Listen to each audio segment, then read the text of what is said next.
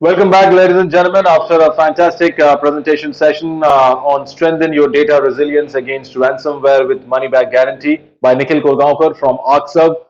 Thank you, Nikhil, for that wonderful presentation. Now, ladies and gentlemen, we move on to our final panel discussion session of the day on a very interesting and exciting subject and topic, and one of the key burning issues for cybersecurity domain in India, the next generation CISO planning for the future. And to talk on this particular panel session for the next 50 minutes, I have with me a group of experts who are champions in their own domain in cybersecurity, and they're the best to take on talk on this particular panel session. Before I welcome all the experts here, let me also congratulate and thank all of our attendees. We are with 850 plus live attendees today. So thank you so much all for giving your valuable time on a working Friday and being part of the India CISO Summit. Moving on, without further taking time, let me introduce the panel members in the order of the sequence. Joining the panel first, I have with me Mr. Ninad Chavan, CISO from Edelweiss General Insurance. Ninad, welcome to the panel. Joining Ninad, I have Mr. Shibu PS, CISO from Indian Bank. Shibu, welcome to the panel. Thank you. Thank you, Soumya. Thank you. Good evening to all. Joining next, we have Mr. Naseem Halder, CISO from Acko General Insurance Limited. Naseem, welcome to the panel. Thank you. Good afternoon, and all of you. Joining next, we have Dr. Suresh A. Shan, Head of Innovation and Future Technologies from Mahindra and Mahindra Financial Services Limited. Dr. Shan, welcome to the panel. And now, ladies and gentlemen, let me introduce our honorable moderator of the panel. We have with us Mr. Rishi Mehta, CISO from Cyble. Rishi, welcome to the panel. Wonderful having you here. And I'm sure the panel is in able hands of yours. You're the captain of the ship. So I look forward to a fantastic, cracking panel discussion session with all the experts here. All over to you, Rishi. Thank you, Soumya, and good afternoon, everyone, and welcome again to all the panelists. It is wonderful to have all of you here and have this conversation. A big thank you to all the attendees. I heard Soumya say 850 attendees. That is fantastic. We hope you have been finding the day useful and using it as a learning opportunity. And I can assure you that the next about 50 minutes that we will be spending today with this very illustrious panel that I have the honor of hosting today. I'm sure there'll be moments of learning. There'll be moments of understanding things better, and of course, for any questions that any one of you may have during the course of this time, please feel free to use the Q&A option to share your questions, and we'll make sure to address them. Today's topic, the Next-Gen CISO and planning for the future, is a great topic, right? It's a very contemporary topic. It's a topic that affects all of us daily. As I think about this topic, the first thing that comes to my mind is when I hear next gen, I kind of feel old. I'm thinking I'm probably the previous gen, but I see definitely that there is a constant need for us to adapt, right? And as a community, as an industry, that trend has been there for some time. We constantly look at what's happening internally, externally, how our businesses are shaping up, and as CISOs, we adapt to that. And that is a constant challenge. It is not a one-time thing. And thus, in today's environment, as we think aspects of digital transformation, as we think aspects of the ever-evolving threat landscape, right? I mean, all of us hear of these threats to organizations almost every day, right? It's in the papers, it's public awareness, and thus the whole notion of, hey, I'm either too big that I will not get affected by a particular threat, or I'm too small to get affected by a particular threat, today just does not exist. And thus the threat is very real to all of us in this industry. Now, as CISOs, our job is to ensure that our businesses are resilient to these threats, and we continue to do what is right for the business. And I see a couple of aspects in ensuring our ability to continue to do our jobs effectively in this space. And those aspects, in my mind, are around us being adaptable, being flexible to change as we see things evolving around us. Our ability to influence continues to be continually tested, right, within our organizations, for us to work with various partners and get the job done. And finally, I also think relationships, right? How we work with people within the organization, with people in our ecosystem, in our industry, to continue to learn, to continue to adapt, and continue to manage risk for our organizations. And I would love to, open up this panel conversation with all the panelists today, and get their expert perspective on, as they see this environment changing, right? As all of us see either things changing internally in our organizations or things externally in the ecosystem that are changing.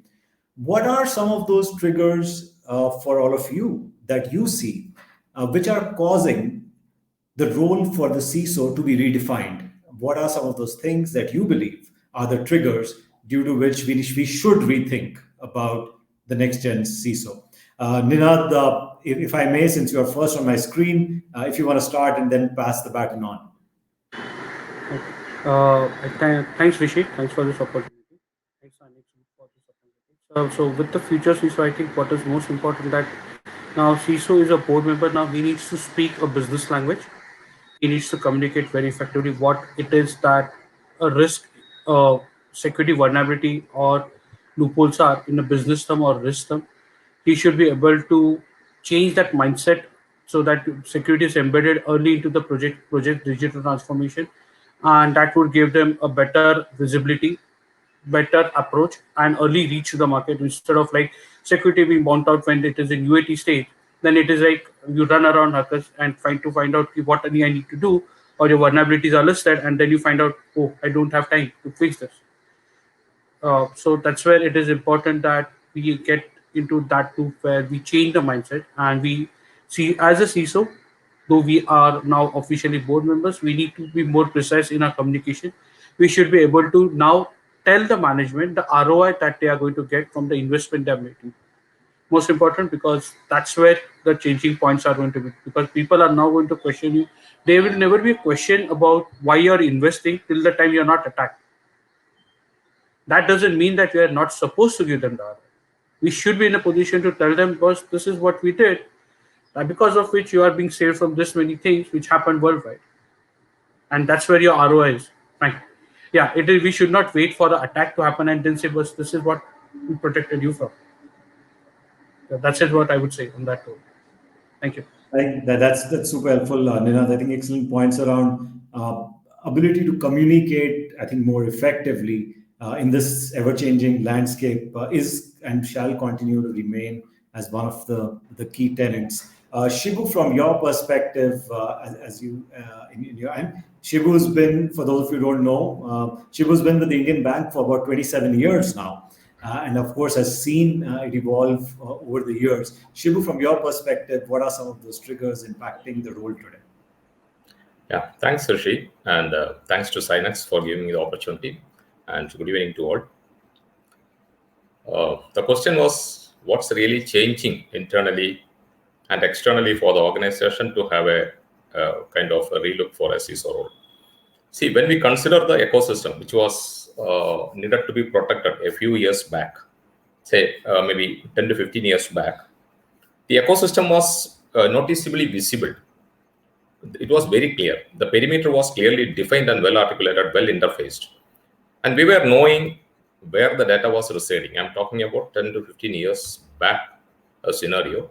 We were knowing where the data was residing and what to protect and how to protect. Things were very crystal clear. But now the situation has changed. Now so many advanced technologies have come. The disruptive technologies like AI, say ML, machine learning, IoT, and a plethora of digital products have come into place, and increased use of mobile devices, then push of digitalization either by the government or by as part of the organizational reformation. The push of digitalization, the boom of digitalization has come, or due to the COVID, those kind of. Then again, see, it's a compelled digitalization. Then organizational transformation. Many partner interfaces are there. So many external partner interfaces have come. So many outsourcing services have come. So it's etc. So many things have changed now. Now it is not the situation what we were having some 10-15 years back. So now we don't have a predefined or say a restricted perimeter to protect. A predefined perimeter is not there to protect. Now the surface is very wide now. Whatever the surface where we were having earlier, now that is not the surface because it has become wide and which requires a 360-degree overview and protection. And hence the CISO, the way how CISOs were looking for the solutions to protect the ecosystem, that has been changed now. The traditional solutions are now, no more effective. And now the security really warrants a 360-degree approach. And the CISOs are needed to be not only the technocrats as it was earlier. Earlier, of course, the CISOs needed to be a technocrat alone, but now he should be more risk-focused. And he should study the cyber patterns and attack modes which are happening across the world. And a tailor-made approach is also required to be adopted by the CISO for protecting the data and aspects of, because the attacks are tailor-made. Attacks are not happening all of a sudden. It is oriented, it is targeted, it is oriented, it is well planned. So it is custom-made. Say somebody is attacking Indian bank means it is custom-made for Indian bank. So the security also, I feel that way security also need to be custom-made. And as CISO, definitely he should know what a disruptive technology can do, like how AI can compromise the data privacy, or how a machine learning can say it is having that predictive analysis. So it can infer a sensitive data from a non-sensitive data. Even an innocent-looking information, it can infer a sensitive data using predictive analysis. So these all the things can be done by the disruptive technology, and CISO should be abreast to that. And so the way CISOs were approaching the security has drastically changed, and the new version of CISO, or the new generation CISO, or the version 2, CISO version 2 requires the skills to derive the risk out of the changes and out of the emerging technologies, and to suggest appropriate measures. And a 360-degree approach is also required. As digitalization is booming, the new gen CISO should be able to keep the pace of the security with the transformation. That's more important for the new gen CISO, because you cannot stop a business to run or business to adopt the transformation of the business. It is going at a pace. So the security also should keep up the pace with the transformation of the organization. Otherwise, definitely there will be a deadlock, for the digital deadlock can happen. So these are the things which in the modern era we should look for a kind of a reformation of the CISO, or a CISO version 2 is required. It warrants a CISO with the version 2.0. This is from me. Thank you, Shibu, and I think great points. I love the terminology of CISO 2.0 more than next gen. I think it makes us feel more young at heart. But Shivu, you hit upon a great point, right? And business is changing fast, and how as CISOs, our responsibility is to help the business move faster, not slow them down in any case, because then it kind of defeats the whole point. And I like the way you articulated about how threats are being more tailor-made today. They are more customized, they are more specific, and thus response to those threats has to also be more customized and specific and tailor-made to be able to effectively mitigate that. You spoke about, Shibu, the surface being wide. I'd add on to that, as now that I am with Cyble as a CISO, and as you may know that for us, Cyble, in a sense, we shine a light on the dark web, right? And we try and help customers understand it better. And I'm also learning through the process, but it is just fascinating to see that it's not only wide, but it's equally deep as well, right? There is so much out there which we need to discover for all of us to do our jobs more effectively. And I think that's wonderful perspective. Thank you for sharing that, Shibu. Suresh, would love to hear your perspective on how you are tackling this whole notion of CISO 2.0 with and how you see it at Mahindra Financial Services. Yeah, it's great. Good evening, everyone. First of all, thanks for this opportunity with you all today. It's a pleasure meeting you all. And it's need of the hour, the topic what we try to debate more in terms of security, because the post COVID has put us enough in terms of how we can try to plan a secured way, because the kind of expectations set and the learnings happened, as other panelists mentioned, it has transformed as much as from corporate digital towards the customer digital. What we are trying to say, so far, touchwood, the kind of digital which we transformed is more to support the stakeholders and the corporate and the kind of information flowing around. Now the COVID has taught us like how the similar can move towards the customer digital, where every customer is treated as corporate, and even the services, what are banking services, financial services, trying to focus a share and care model and trying to get engaged with them to empower and earn to pay model. We'll make them to earn so that they can pay for us. Even the business got into a different transformation when you try to connect and try to use part of the security. Even the board members which they thought like the kind of war rooms and the kind of presentations, even AGMs of last 2 years, more than 3 to 4 AGMs went with telepresence, where on the other side you are telling more about rural India, connectivity, electricity and resource availability was a big concern. Suddenly this 2 years has taught us like beyond that digital can do a miracle and do much of the things which will enable as much through that. When you try to create that kind of digital transformation, the cyber security, what are on the market size and the kind of shares and trends analysis, the report was mostly expected part of the management and trying to use, and board started debating a lot more in terms of what type of components, what type of security type, and the kind of solution by services which enables us to deploy more technology and create an digital transformed organization using the mobile and IoT apps, even specific to multilingual using region specific, religion specific, and even going more into the segment forecast from 2021 till 2025. So the strategy from the board members were more focusing how we can have an enabled empowerment of information with a secured way and trying to use it. So when they debated on the integrated reporting and the postings, whichever which is going to protect and trying to use as much as an identity, which is going to be more on the informative information, that's what the kind of interest I can make it, where the board members are very keen, irrespective of the vertical. They made something called more to do with an financial service sector, and all the sectors, it starts from automobile, gets into insurance, gets deeply into housing and more into AMC and other parts of, even you get into gold and personal loans, where how we can articulate and try to create specific security concerns, but at a pyramid level, how we can try to engage and try to create an earn to pay model for the customer, which enables more on that.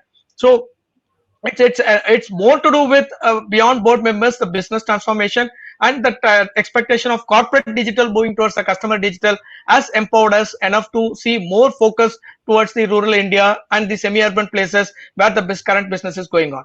Back to you, Mr. Rishi. Thank you, Suresh. And I think it's great for you to touch upon the whole aspect of how digital transformation is really getting embedded into the whole ecosystem, right? And of course, in these last 18 months or so, a lot of these factors have got accentuated in the ways of our working, in the ways where digital media has been not just digital media, I mean, digital platforms have been adopted by consumers, by employees everywhere, right?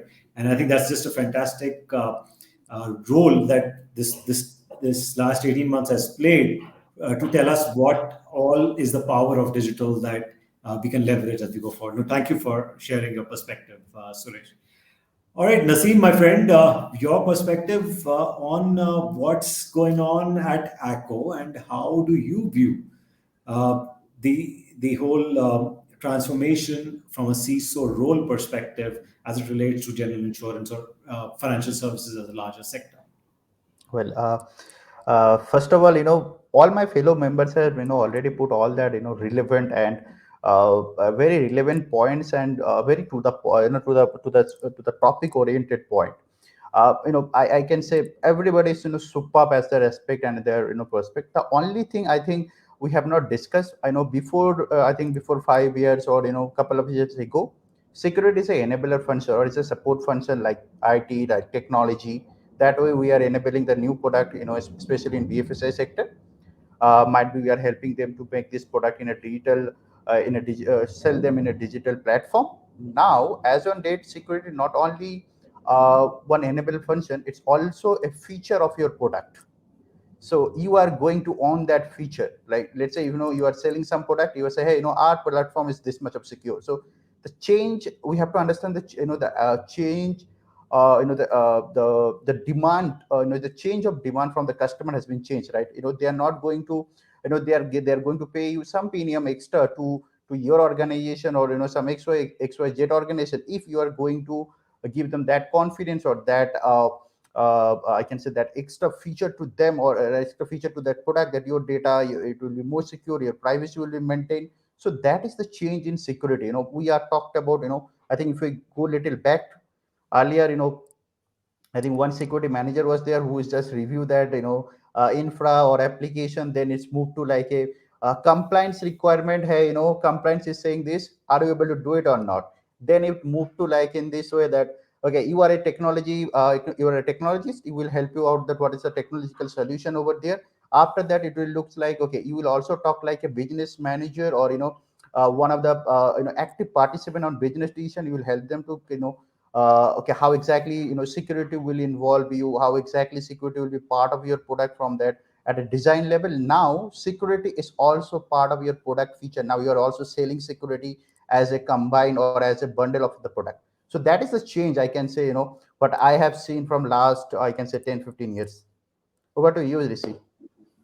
Thank you, Naseem, and I think that's very well put, Naseem. That it is not, it's not an enabler. Of course, it is an enabler, but it has gone to a point where it is the product itself. It is a feature that is not just desired; it is wanted. It is essential to the product, and I think that has seen a sea shift on how the business and security also integrate together to take that experience to the customer. No, thank you for sharing that, Naseem. Manoj, great to have you here. Thank you for being able to make it. And we love your perspective, Manoj, as the CISO for Future Generali, on what do you see as some of those key changes that are enabling a rethink on CISO version 2.0, internal or external factors that are forcing us to rethink about this role itself. Yeah, hi everyone. Am I audible? We can hear you, Manoj. Yeah, hi everyone. Good afternoon. I'm really sorry I could not join at right time. Anyway, this is very good question. So I'll give you an example. We CISOs and business jointly are responsible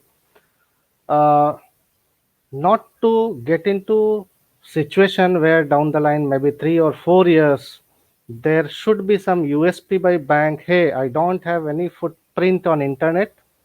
Your hard-earned money will be saved. We maintain ledgers and all in traditional way. Please keep your money with us. There may be a time looking into current frauds, data breaches, and compromises. So we CISO should be working closely with business to understand the business requirement. The organizations are going agile. We have very tough targets to meet, and that to not 5-yearly plan, but maybe the result should be there in a week or so. So security should be function as enabler to business, not to obstacle of business. They should always think that from beginning till entire life cycle of application, how can I get value to that? I mean, if I perform for an example, source code review, and there is some cross-site scripting or SQL injection kind of, I should not stop the application to function. Rather, immediately I should have good WAF solution before that application, so that business can smoothly function. And I should add values to the organization by by forecasting the worst situation wherein the solvency can be impacted due to cyber attacks, and there may need of working capital to run the business. So that kind of layman language is required to be converted from hyper convergence. We CISO are also responsible to bring the security in culture of the organization, and that is only possible when we get into some personal space of security of the employees. So I have a tagline for my employees in my company that you are CISO for your workplace and your family. How should a person should take care of their kids, their family, to to prevent becoming victim on cyberspace, and that develops a disciplined practice in cyberspace by any individual, and that brings that culture into organization, because a person cannot have two different practice of security, one for personal life, one for professional life. It is a practice, it is a nature of person. So these things are very important. And last but not least, we should be adding value to the organization to work with business, that how soon any breach or detect or attack can be detected, and how soon I can recover from that, because the fact remains same, that if I'm not compromised, I'm going to be compromised at any moment of time. I personally follow only, three golden rule of security. I was not safe, I am not safe, and I will never be safe. Over to you, Rishi. Thank you, Manoj. Thank you for sharing your wonderful perspective. I love the concept of if everyone is a CISO, and that talks about the culture that the organization is building. And like you rightly said, right, and we'll talk about that a little bit later as well, on how do we do this whole balancing act between prevention, detection, response. How quickly are you able to get back on your feet? Because, like you said, at the end of the day, what matters is business continuity, and how do we help ensure that the business is able to do what the business objectives are. So thank you for sharing that, Manoj. Hey, as we move ahead in this conversation, and thank you again for sharing your opening remarks, everyone. Like Soumya said in the beginning, there are 850 attendees who are listening to us live. I'd again remind everyone in the audience to feel free to send their questions, and our panel will be happy to share their perspectives on this. Now, taking this ahead, right? When you think CISOs, when we think about the role and what the job entails and all of that, there is definitely an elephant in the room when you think CISOs, and the elephant in the room is a data breach. It kind of it is probably the word association that comes next to a CISO, but think about what does what is the word data breach? What is the association of that word to each one of us? I'd love a quick one word, two word association exercise. And Manoj, this time we'll start with you and work our way reverse. Just a first couple of words that come to your mind when you hear the term data breach. Yeah, thanks, Rishi. Data breach means to me that the data is available to a person or resource whom it was not intended to. All right, thank you. Because looking into digitization and multi-cloud journey, we are adopting for, the data is available on cloud. It can be accessed by anyone. The security has to play important role. Sorry, a lot of background noise. Mm. The data is on cloud, and the security has to play important role. That data should be accessible to the limited, intent or extent to the right person. So the confidentiality and integrity has to be there. Of course, availability is taken care by cloud. So data breach means it is available to a person for which it was not intended to. Cool. No, thank you. So need to know, I guess, Manoj, what you're talking about. Naseem, you want to go next? Well, it's very, very broad area. Giving you one word on that, only data breach. If I consider about any organization prospect, I would say, will it, going to impact my business or not? because anyway, I think we really don't know as on date. Every one of us is compromised, either 1%, 2%. We really don't know, right? So the only thing is really matter to us. It's going to impact my business or not. So that will be the one line from my end. Over to you, Rishi. Sounds good. So resilience, I guess, is what we're talking about. Impact to business. Thank you, Naseem. Suresh, your perspective.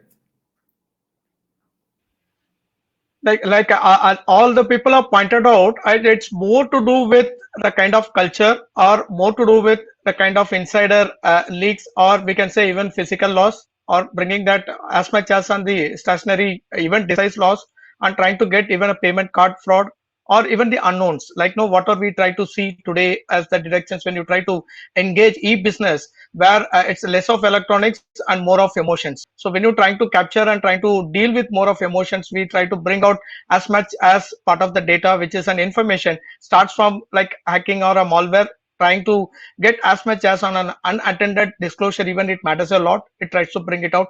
So it's into different phrases, but it ends up by saying how a customer data which is stored with us, how safe it is, how the trust. That's what I used the word e-business, which we are going to handle with electronics or going to handle with emotions. If it is electronics, then we can put a particular tool and stop it. But if it's on emotions, how matured the organization and the people and both internal external trying to attain and trying to do it, that matters a lot.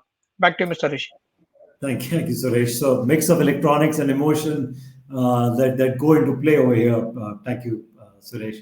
Shibu, what comes to your mind when you hear data breach? Yeah, I completely agree with the other speakers.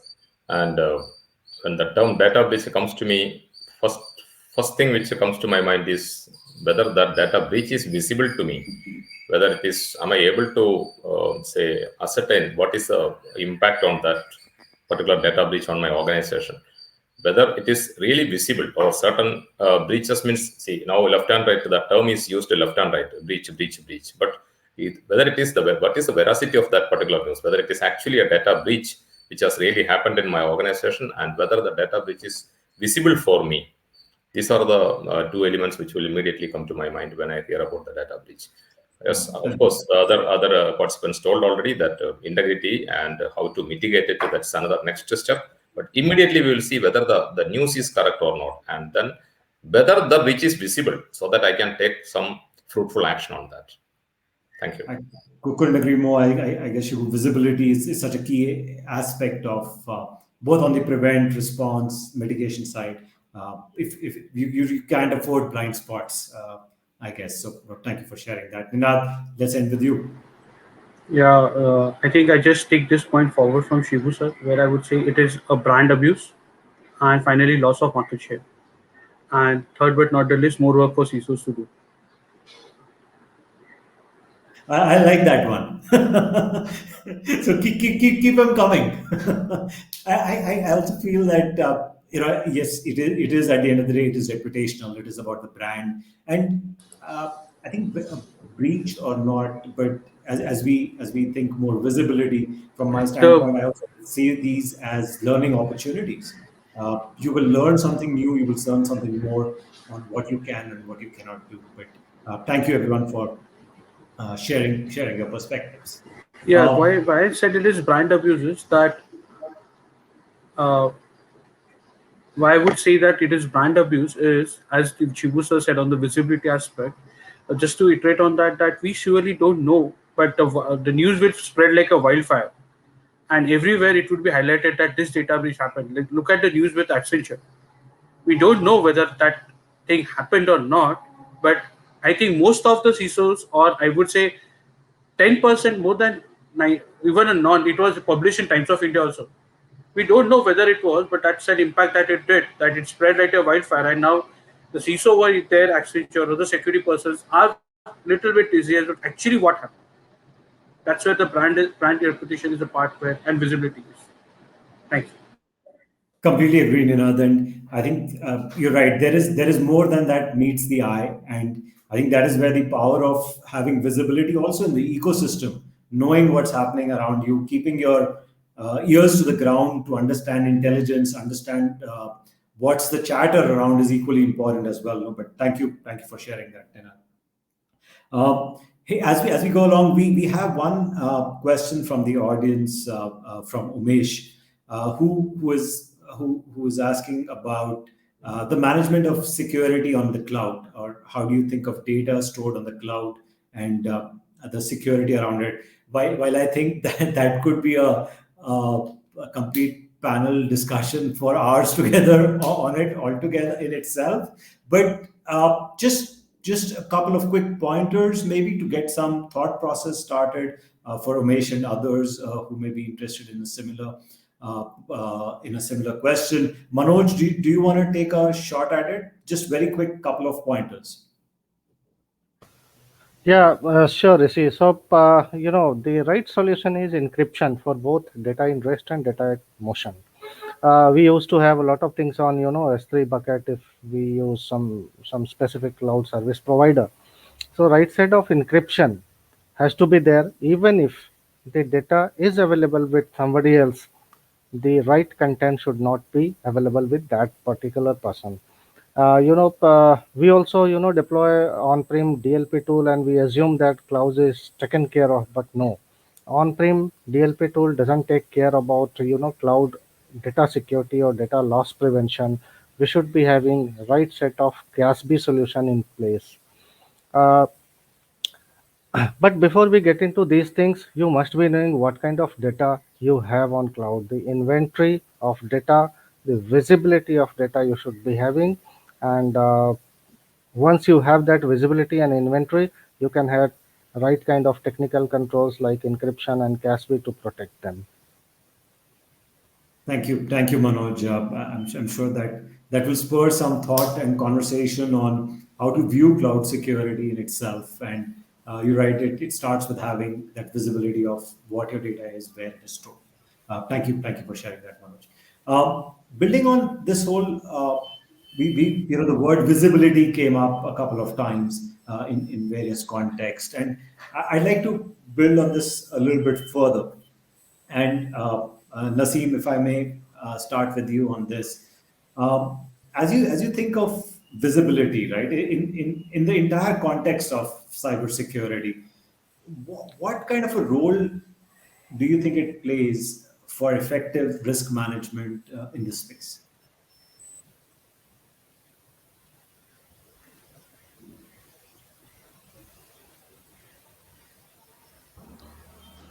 Hello, am I audible? Yes, Naseem. Yeah.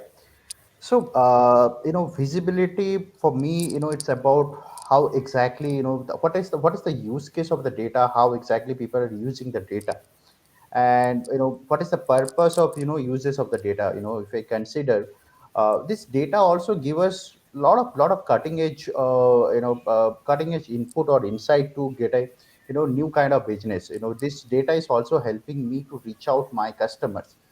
Let's say I got to know, if I consider, Rishi only, that Rishi is very frequent, user of, let's say, Ola, Uber, all of this kind of cab services. And Rishi is asking for me, uh, Nasim, can you sell insurance to me? So for me, the chances of having something wrong with Rishi is very less, because he is not is not a person who is drive the car for a good mile and good kilometers. So the risk is less. So now the data should be available to my business person, my business team. They should have some kind of attribute on the data that okay, if the person is using this much of Ola or Uber, and his car from the year starting, it started from might be 10,000 and year end it's hardly 11,000. This parameter should be the call, I can say the column level information should be available with them, and they should utilize those information to enhance the business, to enhance the service quality, to enhance the giving the greater experience to my customer. But let's say in the same time, if my underwriting team is got to know, okay, this is Rishi, this is his mobile number, this is his card number, this is some more critical information about Rishi. Let's consider come out from this car insurance or motor insurance to a health insurance, then it will be so sensitive, right? So this kind of every CISOs or all that I can say CIOs or CISO or information security expert, they really want to have that balance between the business team and that and that tech team who are having or who are basically accessing the data. So what kind of attribute they are using, how exactly they are using, is it any chance where they might need some kind of pi information, can I able to mask it, can I able to can I able to share the data in a different level so that their business case will be solved. In the same time, we will be intact in terms of security, privacy of my customer data or privacy of my customer, and I can also create a great culture inside the organization so that they will also understand how exactly this thing will going to happen. Even I think I have already told about this thing. Security become a product feature now, right? So we have to come in that level of thing. Let's say if anybody is selling any health insurance, I'm sure every insurance like Ninad or Manoj can also 100% agree on that they will come up with a list of questions is how exactly you are going to handle their data. So it is that critical, that visibility, we should have it.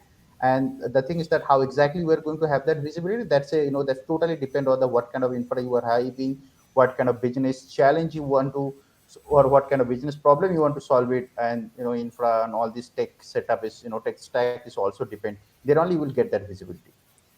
What do you Well, receive? thank you, Naseem, for your perspective. And I guess this is the constant debate between, where do you draw the line between privacy, the experience, data security, and how do you look at this more holistically? Thank you, Naseem, for your perspective. Suresh, would Just you want to one add? liner. Yeah, sorry, go ahead. Yeah, sorry. So I think just couple of days ago, I just read somewhere that all these social media platforms, whatever their total revenue for last 3 years and whatever data they have in terms of PI data and what kind of business they are doing, I think if we consider 50% of world is already onboarded in social media, per day, per person or per human being, they are having at most 10 lakh. 10 lakh is the value they are using our personal data to customize their, or I can say to build their product. So that is one of the data I thought I should share with you guys.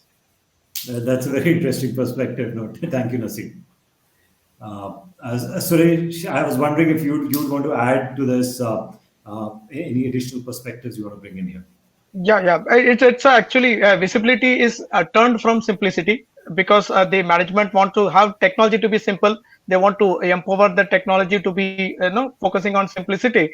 Then that invisible, invisible things start coming where the even techniques used for just security management, it defines from authentication and authorization. So it matters a lot when it tries to bring that security controls, which can even include not only just technology or processes. It's more into defining the kind of controls which would like to take from even specific to region, specific to state, specific to an application. That's what the models which security event creating that logging as matter a lot. Where if you take in our case more than 35,000 people, hardly we had less than 11,000 people log into systems try to use it until something as announced as bonus or something as announced as credits to the internal full percentage of users found. But the COVID has changed. Even almost 34,000 people were logging in during the closed lockdown times, and we try to find people are trying to use the VPN solutions as just an authentication, and they feel they are very comfortable and they say we have been fully secured. We are trying to use enough options part of it.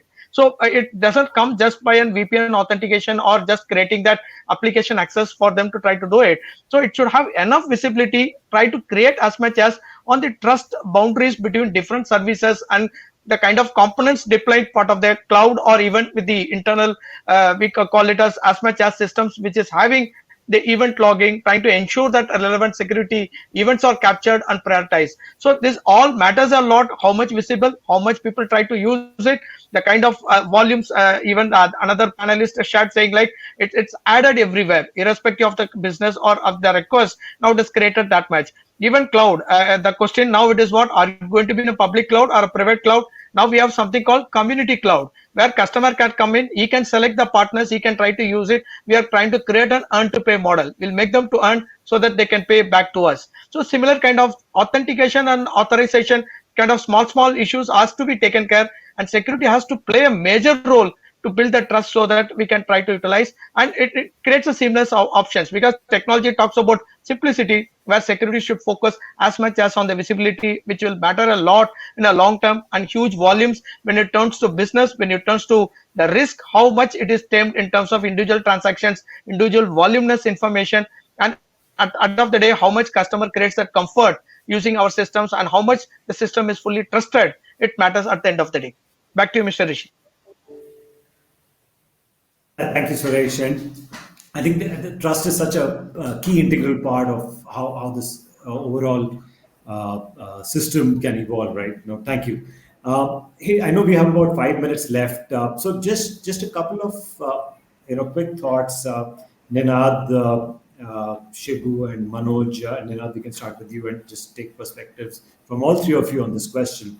When we think of security, we tend to talk about prevent, detect, and respond, and as key elements of any security strategy. What do you think is changing in this mix in line with the threat ecosystem that we see around us, and thus, what does it mean for the CISO going ahead? Ninad, if I may ask you to start, please. I think our main perspective.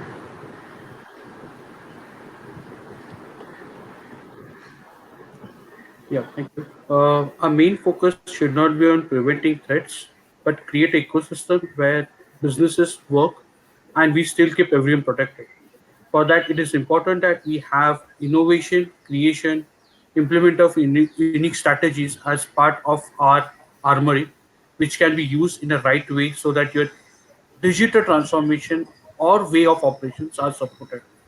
It is something which I have to make sure that the that it doesn't mean that I take care of threats that I see, but I should be equipped enough to understand and implement controls or preventive measures that would, we cannot say I will be protected throughout, but I should have a visibility, as rightly said by Shibu, about the context of that, to know what is my future risk that I'm going to see and put out steps today so that I can prevent myself in the future. Thank you, Thank you. Ninad. I think What do you, Rishi? that's very apt. Thank you. Shibu, would you want to build on that further? Yeah, I also into that because see, as far as the visibility and this prevent detect kind of a sequence is concerned, I strongly believe that you can't secure or we cannot secure what we cannot measure. So that is the whole theory of this visibility.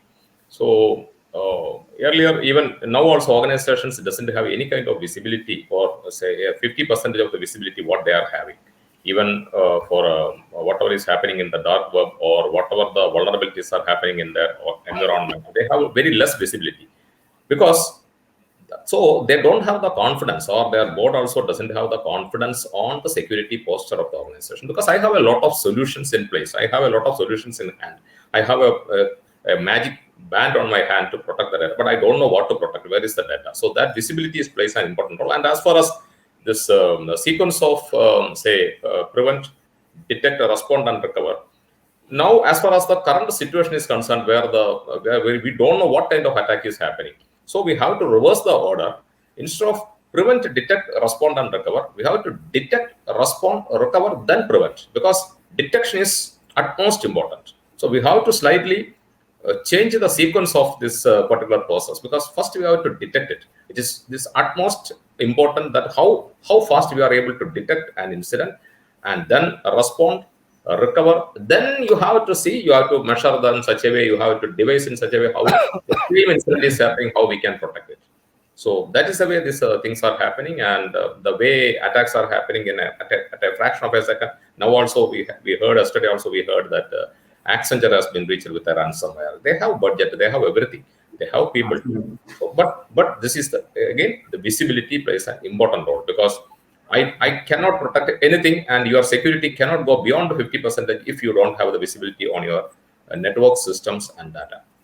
Completely agree, Shibu. I think that's a fantastic point of view, and how this is iterative. It's not necessarily sequential. So thank you for sharing that, Manoj. What would you add to this? So I would like to add one thing, that to protect, we have to think from attacker's angle. We have to visualize our attack surface. What are our what all are the things which are vulnerable from external phase. So availing red teaming or monitoring is now integral part to protect anything we have to protect. Sounds very good. And I know, this topic is very close to our hearts. It is something that we deal with every day, and there is so much to learn in this period. Hey, I know we are just about at time, and I just firstly again thank you all of you for such an engaging conversation, for some such wonderful and diverse perspectives. Really appreciate it. Thank you to all the audience who've patiently been a part of this and this whole India CISO Summit and Cynics for bringing all of us together here. I just end by trying to sum up some of these last comments that I heard. That as you think of visibility, right? It is about visibility inside our organizations. I would also add it is equally about visibility outside our organizations. What's happening in the ecosystem, so that we don't get blindsided. We don't have these blind spots which kind of get catch us unaware.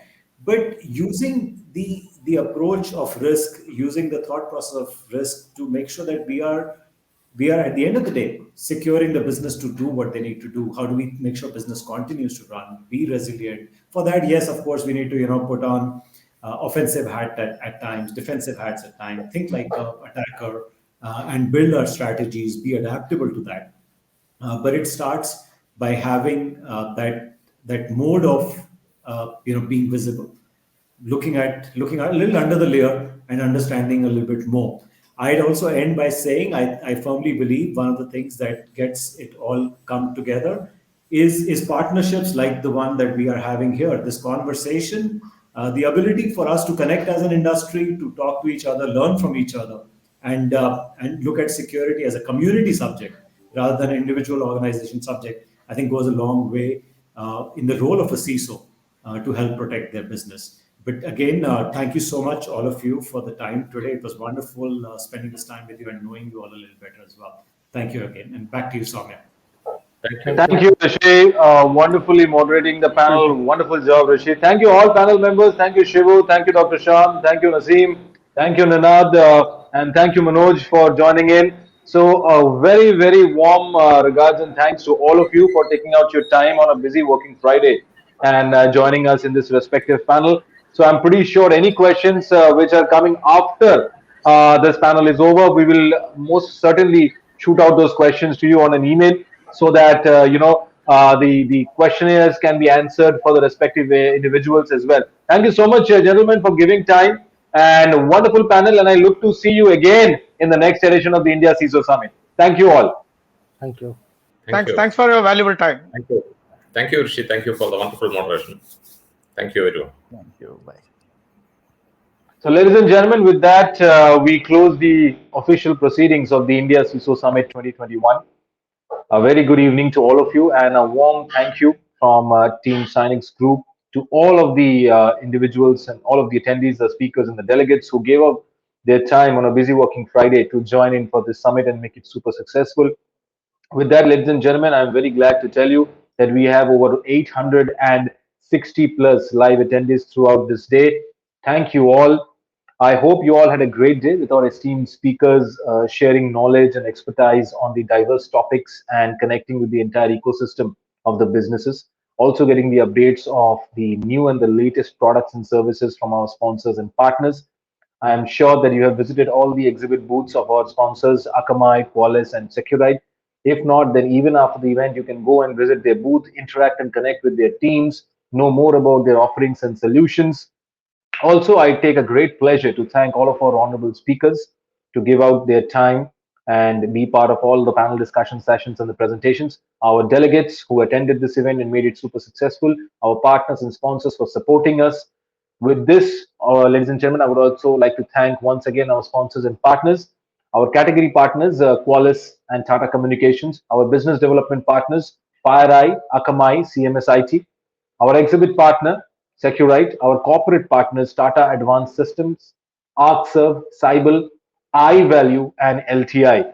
With this, ladies and gentlemen, we officially close the proceedings of the India CISO Summit 2021. I look forward to seeing all of you in the next annual edition of the India CISO Summit in the year 2022. Thank you and have a very good evening. Take care.